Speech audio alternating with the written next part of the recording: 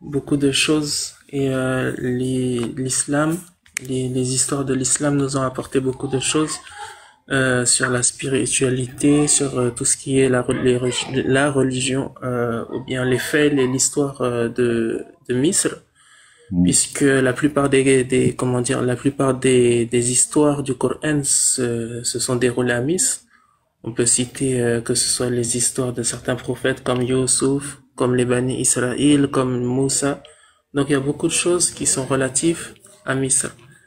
Donc bon, il y a beaucoup de choses qu'il faut savoir. Une chose très importante, c'est que bon, les kémites qui cherchent à s'accaparer cette, comment dire, cette spiritualité et cette civilisation, Mm. bon, eux, ils prennent tout ça à partir des, comment dire, des recherches, des Européens, quoi, des recherches des Européens.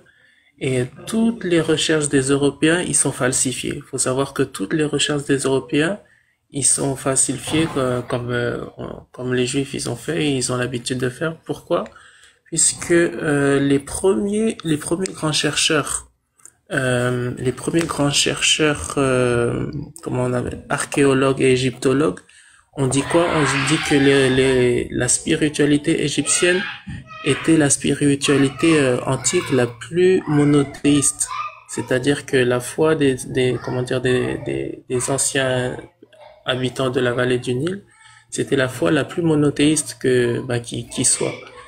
Et sauf qu'aujourd'hui, par la suite, bon, ils ont falsifié beaucoup de choses et puis ils ont caché beaucoup de choses et puis aujourd'hui, bon, ils ont changé de langage et puis pour justement pervertir les peuples et nous Mm. faire croire que justement tout ça c'est que du paganisme et c'est que de l'idolâtrie. Sauf que quoi? Sauf que, bon, on a encore beaucoup de traces. On a beaucoup de livres et puis de paroles de Champollion et autres que Mm. j'ai mis dans mon livre La vallée sacrée de Torah. Et, et donc aujourd'hui, ben, on pense que, bon, dès qu'on voit une statue, on va dire, oh bon, c'était des idolâtres. Alors que le Coran, il s'exprime très très clairement. J'ai fait une dernière publication sur ma page Instagram concernant les statuettes. Faut savoir que quoi? Faut savoir que notre législation islamique après Mohammed, elle est pas pareille que la législation islamique des prophètes précédents. Aujourd'hui, on va avoir comment dire, une statue et on va dire, ah, celui qui a des statues, ce sont des idolâtres.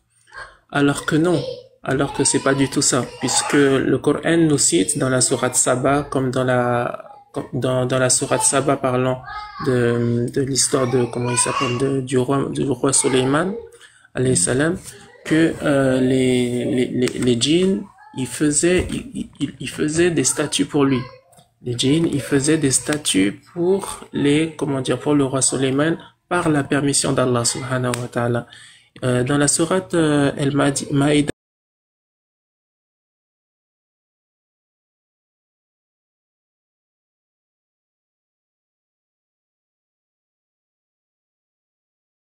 des statues, c'est-à-dire ils formaient comme à la forme d'un oiseau et ils faisaient tout ça à la forme d'un oiseau et ils soufflaient dedans et ça devenait vivant. Donc il y a plusieurs choses et on va noter aussi dans la langue arabe comme le prophète Ibrahim également qui a demandé à Kifil c'est quoi c'est tamasil parce qu'au fait il faut différer entre plusieurs mots. Il faut différer entre le mot tamathil en arabe, tamathil, et les mots, par exemple, sanam, et les mots wasan.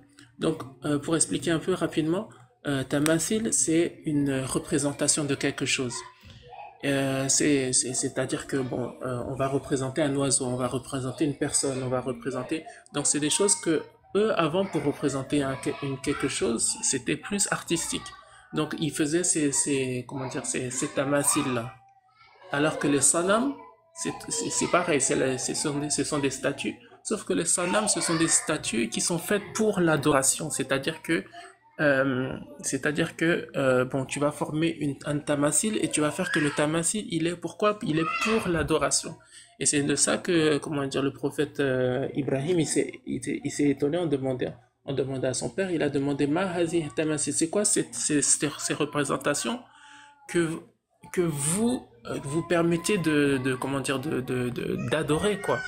Donc les mots dans le Coran sont très bien choisis, mais malheureusement, il n'y a pas la distinction, il y a un gros amalgame, il n'y a pas la distinction dans l'utilisation des mots, dans les traductions. Ce qui fait que nous, que ce soit les mots tamasil ou sanam, donc on va trouver le mot statut. Et on va dire, bon, donc c'était des, comment dire, c'était des mouchriquines, etc. Alors que non, il y a beaucoup de traces. Bon, et c'est très long. Je peux parler pendant 1 heure, 2 heures, 3 heures sur ce sujet-là.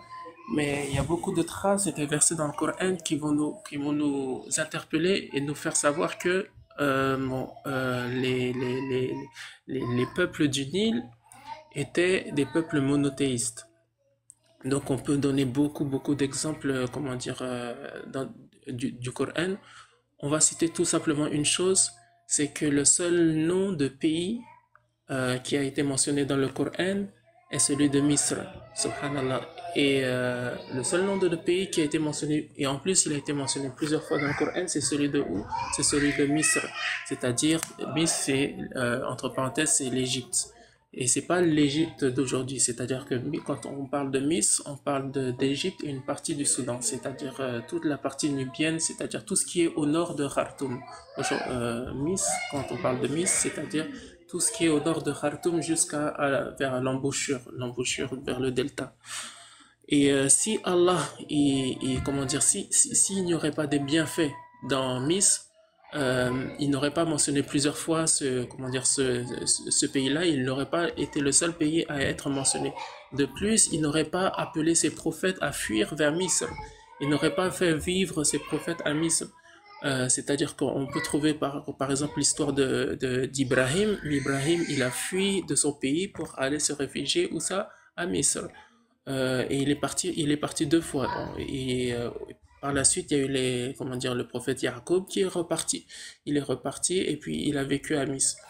Bon, on sait tous que les enfants de Jacob, qui sont les Bani Israël, ils ont tous vécu à Misr. Et puis, et ben comment dire, jusqu'à Moussa et puis Haroun, etc. Et par la suite, c'est pendant comment dire, je vais pas dire le règne, mais quand on a la colonisation pharaonienne, puisqu'il faut savoir une chose que je vais dire très brièvement, Pharaon, c'était pas un Égyptien. Pharaon, c'est celui qu'on appelle Pharaon de Moussa, c'était pas un Égyptien et les gens cherchent à nous le faire diaboliser comme ça. C'était juste un colon, un étranger colon qui est venu sur les terres de Misr et qui a colonisé et par la suite, bah, Allah il a demandé à son messager d'aller, comment dire, Moussa, d'aller prendre les Bani Israël et de les faire sortir de là. Mais Pharaon, c'était pas un Égyptien. Et c'est que quand Allah subhanahu wa ta'ala il a fait sortir les Bani Israël comment dire, de chez Pharaon et il les a fait traverser la mer, qui nous dit quoi? Et après qu'ils aient traversé la mer, leur avons fait rencontrer un peuple qui adorait des tamasils. Et après, ils ont demandé, oh Moussa, fais-nous un sanam comme eux. Et c'est-à-dire qu'il y avait plein de tamasils, comment dire, il y avait plein de, entre parenthèses, de statues à Misr, en Égypte, mais il y avait personne qui adorait ces statues-là. C'était pas un fait, c'était pas pratiqué, c'était pas fait. Et c'est que quand ils sont sortis de Misr qu'ils ont traversé la mer et par la suite, ils ont rencontré un peuple qui justement faisait ces pratiques-là et bah, ils ont commencé à demander à Moussa, fais-nous une idole qu'on l'adore quoi. Donc bon c'est quelques brèves paroles que je peux dire. Le frère Suleiman, ton livre La vallée de Towa, là, on dit que c'est plus disponible sur Amazon. Donc les frères, ils ont demandé qu'on te signale. Notamment le frère Baké.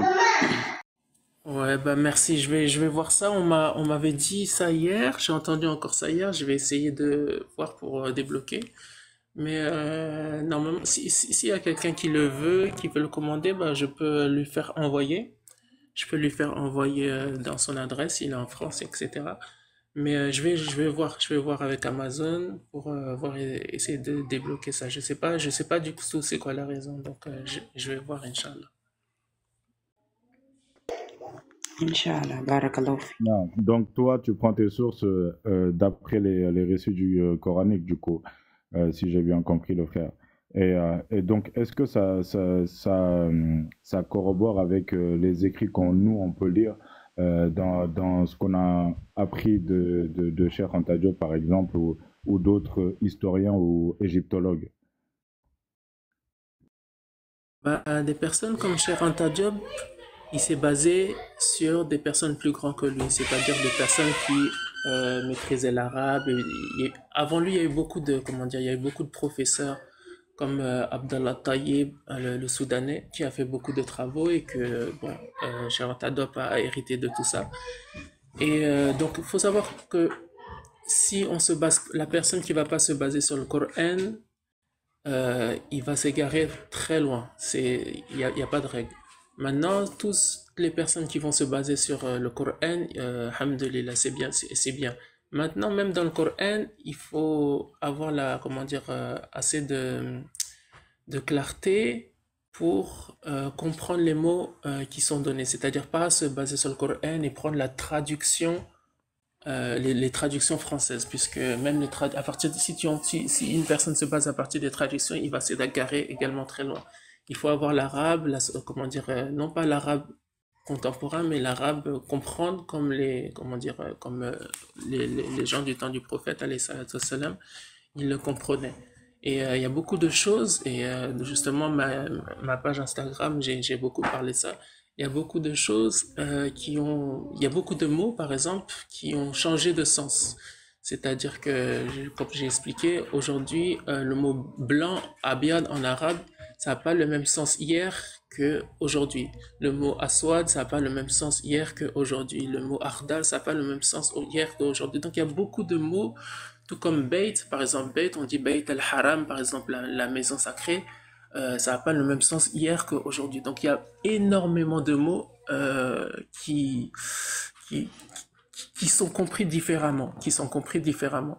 Et c'est la même chose en français, comment dire, même d'une génération à une autre. Par exemple, on prend dans la langue française, il y a des mots que hier ils ne comprenaient pas comme aujourd'hui on peut le comprendre.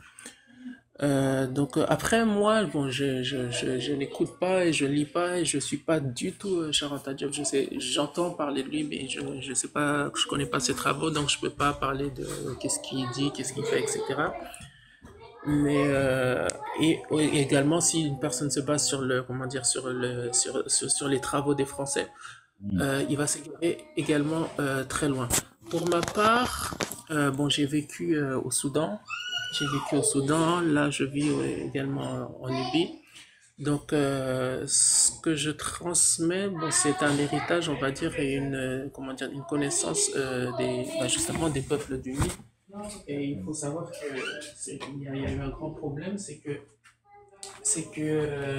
dans l'histoire comment dire, des musulmans, dans l'histoire des musulmans, il y a beaucoup de travaux qui ont été, comment dire, qui ont été transmis, mais ces travaux-là, bon, de plusieurs historiens, de plusieurs exégètes, etc., c'est des exégètes perses et syriens, arabes ou d'autres régions. Mais malheureusement, il y a très peu de travaux sur comment dire, sur les autochtones, c'est-à-dire sur les gens d'Afrique ou bien les gens du